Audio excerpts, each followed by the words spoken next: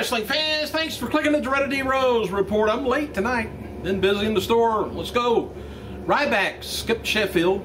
He continues to pick up WWE live event wins as he defeated JTG at last night's Raw live event in Toronto. And also last night's event in Toronto, Superstar Hunico replaced Epico to team with Primo to defend the WWE Tag Team titles against the team of Mason Bryan and Alex Riley. Don't know what happened to Epico. Chico, Groucho, Harpo, and Zeppo, they're all available too. Psycho Sid says, he was at a no-show at Pro Wrestling Syndicate show in Rahway, New Jersey last night, where he was supposed to face, of all things, Matt Hardy. And I know that didn't scare him, but this is bad. I don't know, this promoter must have been really pissed. Anyway, he was supposed to face Matt Hardy, and it was announced earlier tonight that Sid never got on his plane and would not be appearing. Well, anyway, the promoter of the show called Sid while in the middle of the ring and on a loudspeaker and left him a voicemail so Sid could hear the fans boo him. And then the promoter gave out Sid's personal phone number so they could all call him personally. Oh, God. Anyway, Hardy went on to face Jade Lethal, who came out impersonating Sid and even cut a promo like him. And big old Vader, 56 years old, is going to be facing Necro Butcher at April 14th Pro Wrestling Syndicate show. It's during a wrestle reunion in Toronto. That's getting out the home phone number. I can't even get my wife's home phone number. Hey, Jerry Lawler is going to be appearing at the Salem Red Sox game, Salem, West Virginia, July 8th. And for the third year, the Richmond Flying Squirrels, Eastern League affiliate for San Francisco Giants, are doing a Legends of Wrestling appearance series. And here's the schedule if you're around that area. Jimmy's Superfly Snuka, Monday, April 30th. Bret Hitman Hart, Tuesday, June 12th. Midget Wrestling Exhibition, Saturday, September 1st. And all of the YouTube WWE shows that came out recently, WWE officials have been most impressed with the Dolph Ziggler show. And noted before, WWE is going to be releasing Best of Falls Count Anywhere matches, DVD and Blu-ray, which I like think would be a good DVD also. Coming out in June, Mick Foley is going to be the host of the set. Score Television interviewed WWE star Dolph Ziggler and asked him, he says, not knowing why he doesn't have a match booked yet for WrestleMania, but wanted only even a short amount of time so he can steal the show. I don't know why he don't have one either. Vicky, what's wrong with you?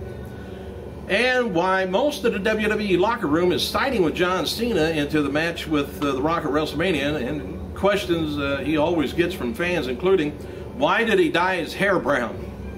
He did that real short time. All right, and how he had difficulty working inside the Elimination Chamber, and it took a toll on his body, he said. And also, he's been compared to Shawn Michaels and Mr. Perfect, which Mr. Perfect would be a pretty good comparison. All right, Hulk Hogan wasn't the only target of the Ultimate Warrior on Twitter this week. Zack Ryder apparently ended up on his radar, too, for showing a custom action figure, which looked like it was the old Warrior face paint underneath his glasses. And having fun with my Ultimate Warrior, he marks, is one thing, but violating my trademark rights is another. Don't think so. Someone needs to rethink, Warrior wrote without mentioning Ryder's name. WWE held a promotion at Friday's Raw live event in Toronto, where attendees could purchase Dolph Ziggler's Show Off Pink shirt, could meet and greet the superstar during the intermission. Rival company TNA holds similar promotions at their live events. Maybe that's where they got the idea from. You never know.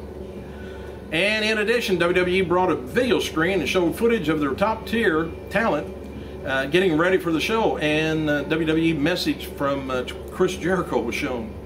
Fresh off of being inducted into the International Sports Hall of Fame last week, Mark Henry triumphed over Ezekiel Jackson at the World's Strongest Slam Friday on SmackDown. Well, anyway, this extends Jackson's losing streak to 6 in television single matches, and he also hasn't won a match this year.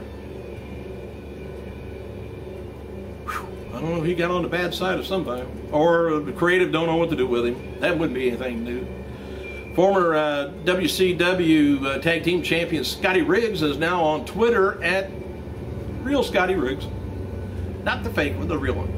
WWE Hall of Famer Road Warrior Animal hosts the Extreme Pro Wrestling radio show on 10.3 KFAN in Minneapolis, stating on the show during a recent interview, he doesn't think Sting is a wrestling icon until he passes through WWE. Which I would think the majority of the promotions is how you get classified as an icon. Sting is not the same league as Triple H, Stone Cold, and The Rock. He says Sting will never be considered a legend or an icon until he lets his pride go and joins WWE. He needs to bury his personal issues and get with the team.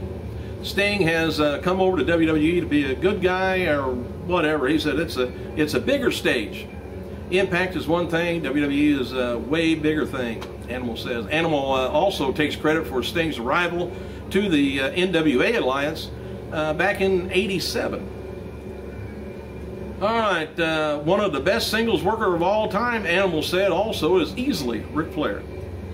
Ted DiBiase was injured, Tuesday SmackDown taping at a match with Jinder Mahal that was on Superstars. After the initial report that DiBiase broke his ankle, WWE website reported DiBiase suffered a grade 2 tear to his deltoid ligament and sustained a collateral fracture or heel bone fracture. The reports stated that he will be out of action for several weeks. DiBiase underwent an MRI Thursday to determine the severity of the fractured ankle.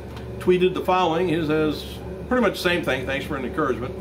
Despite that good news, though, DiBiase decided to undergo surgery anyway on not his ankle, but on his shoulder, I guess. He's had a problem with the shoulder for a while, so if he's going to be out of action for a while, might as well be out of action to get two things done at the same time. Shawn Michaels is going to be making a guest appearance on WWE Legend House show. I'm not sure when it's going to be on, whenever the network comes up. He says, I'm at the airport heading to LA to finish the Legends House. Said, I'm a bit scared. Truthfully, I can't wait to see them all. It'll be fun. And it was reported earlier in the week that Rock bought, the $3.5 million mansion last month, located in Southwest Ranches, Florida. It's interesting, the celebrity connection said Rock's new mansion is being fixed up by rapper Vanilla Ice as a part of his Vanilla Ice project show on the, I guess it's on the DIY network. Not sure anything about that. Where he and his team comes in and he renovates houses. Also, today would have been the birthday of NWA champion Orville Brown. Would have been 104 years old. Perry Saturn, via his Twitter, said he just finished up a week of training in Tampa, Florida. Had a great time and a bunch of hard-working, good people down there. Said, wicked cool. And TNA tweeted that Joseph Parks, Esquire, has requested that anyone with information regarding the location of his brother Abyss send him a message at Joe Parks Esquire.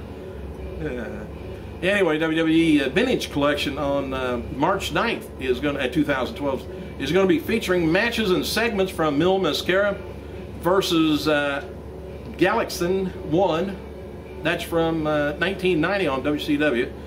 Junkyard Dog Hall of Fame induction is going to be on there. Junkyard Dog takes on Adrian Street from Primetime Wrestling in '86. The Iron Sheik's Hall of Fame induction is going to be on there. The Iron Sheik and Nikolai Volkov taking on Danny Spivey, Mike Rotundo from '86. Jim Duggan's induction video speech is also on there. And then they got a flag match with Duggan and Dino Bravo from '88. That's about the news for today. It was kind of slow. I hope something exciting happens maybe Sunday and Monday morning. I can let you know about it Monday. Thanks for clicking, you guys. I gotta go.